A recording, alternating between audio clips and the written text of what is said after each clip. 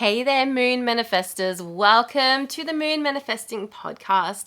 I'm so happy that you're here with me today.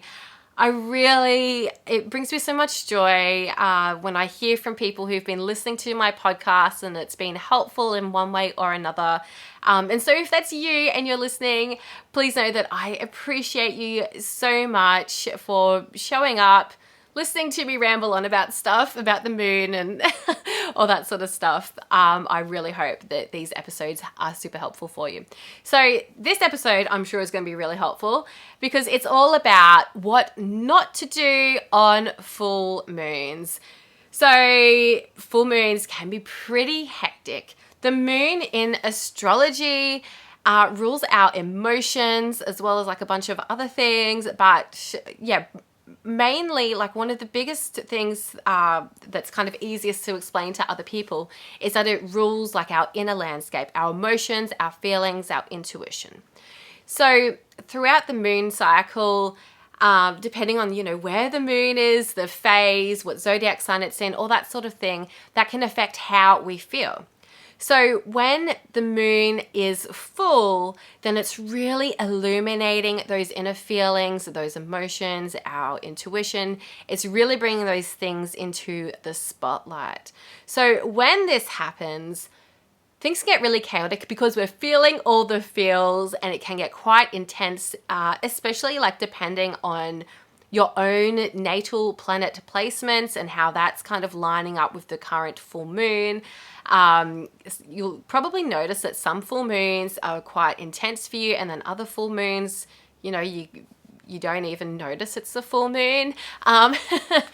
So yeah, full moons can be really intense. So this episode is really about how to navigate that intensity, so that you're not just falling into the trap of the full moon energy. So what tends to happen on full moons is because of this heightened energy, we can tend to, our emotions can really bubble up. We may either like have an outburst, an emotional outburst, or those emotions might become really difficult for us to deal with. And so we're maybe looking for other ways to deal with those emotions, like maybe escaping from our emotions. So I'm going to, get back on, talk about that in a second. But yeah, emotional outbursts. Guys, I don't know how many times, like it's been the full moon and my husband's been like, oh, you're a bit moody or, whatever, some sort of remark. And it's like, I'm not cranky. Like hands up if it's been the full moon and you felt like, really angry, cranky, irritable. Yeah, me. Hi. So if that's you, something that can be really helpful, instead of like reacting, like it's just a reaction, right? Our anger, our emotions, we're often reacting to external things in our lives, whether that's other people or situations or whatever.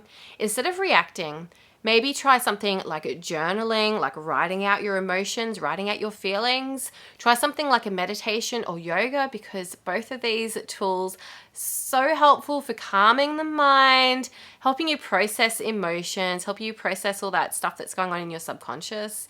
And it's a much healthier way than like, getting really angry at the kids because someone peed on the seat again, right? So emotional outbursts.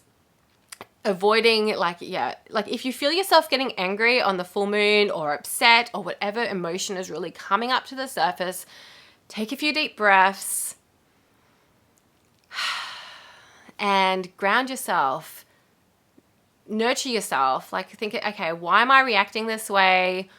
What can I do about this? Rather than, putting all my emotions out there. So yeah, what not to do on a full moon: don't get angry, don't get upset, don't like react and like do anything too harsh. So another thing not to do on a full moon is don't drink too much. Guys, I have had like a number of full moons where like I don't really drink alcohol that much, and then sometimes on a full moon I'll be like, oh yeah, I'll have a drink, and then before I know it, like I've just drinking way too much, and then I have a literal full moon hangover the next day. Like, yeah, if that's you, if you do kind of tend to get swept up in that energy and you're looking for a way to escape, avoid drinking, avoid using drugs or mind-altering substances, even like excessive eating, like binge eating. That's also something that can really come up on full moons. Like, yeah, the food is like something that's very closely related to the moon as well. We're eating for emotional comfort a lot of the time.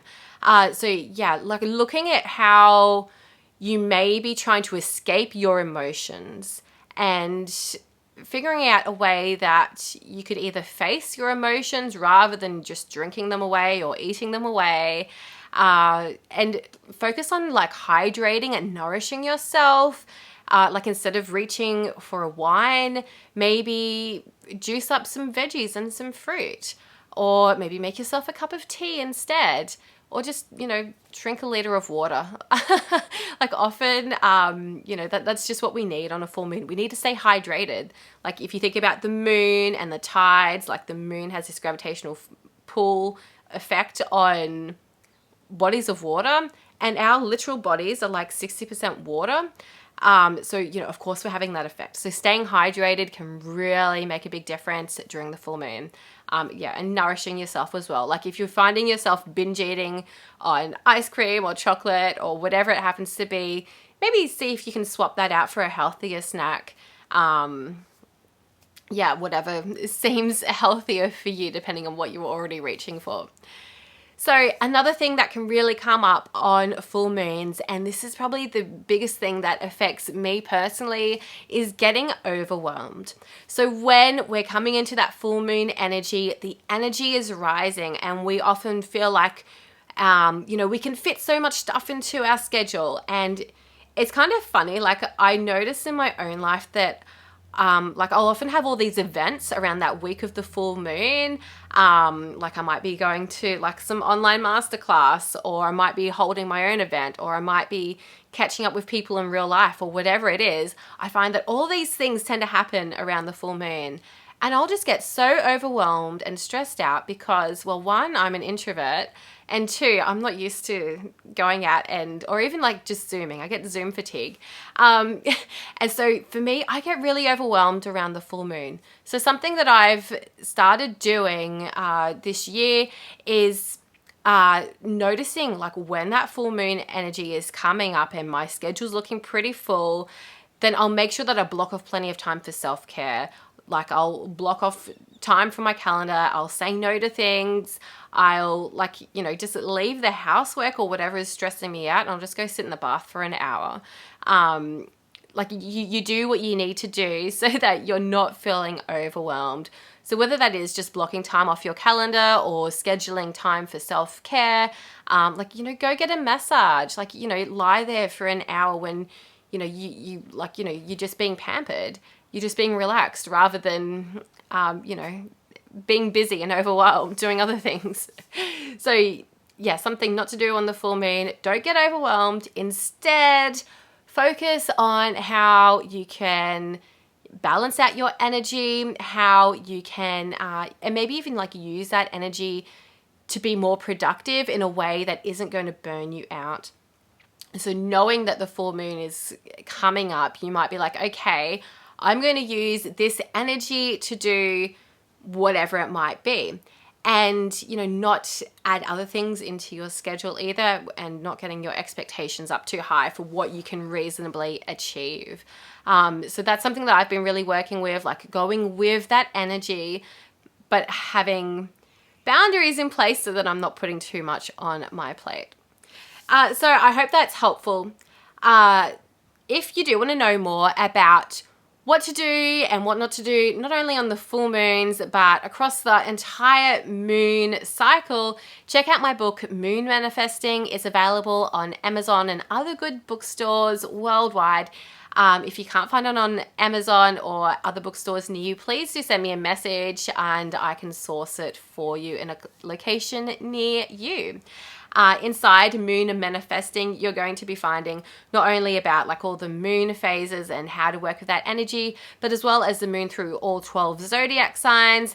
You're also going to be discovering the phase of the moon when you were born and the zodiac sign of the moon when you were born, and what those things mean about you and how you can use that information to your strengths. It's like, such a deep dive into the energy of the moon and how to apply it in your life in practical ways.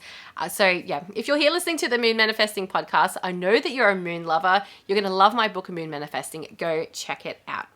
So a final word about what to do and what not to do on full moons.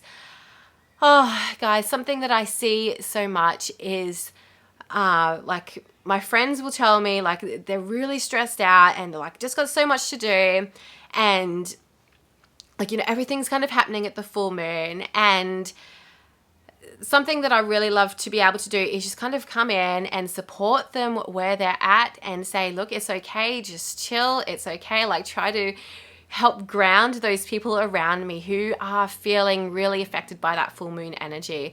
And sometimes, you know, that can be my kids as well. My kids might chuck a tantrum or whatever, and just being there to cuddle them and support them during this time. Like, knowing that, that the full moon energy, it affects you quite deeply, but it's affecting everyone else as well. So having that awareness that you're not going through this alone, and being able to use that awareness, like, oh, hey, it's a full moon, people are going to be a bit moody and blah, blah, blah.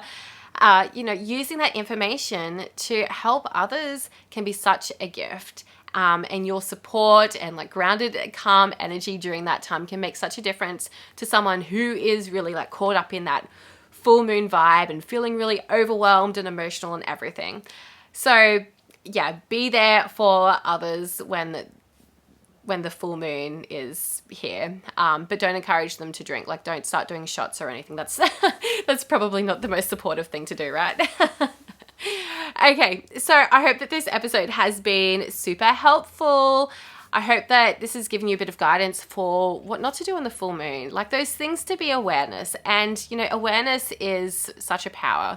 So, I hope that on the next full moon, you'll be able to use these tools so that you're not so overwhelmed, not so emotional, not so stressed, and not, drinking too much. All right, I will catch you all in the next episode of the Moon Manifesting podcast. Lots of love to you all. Bye.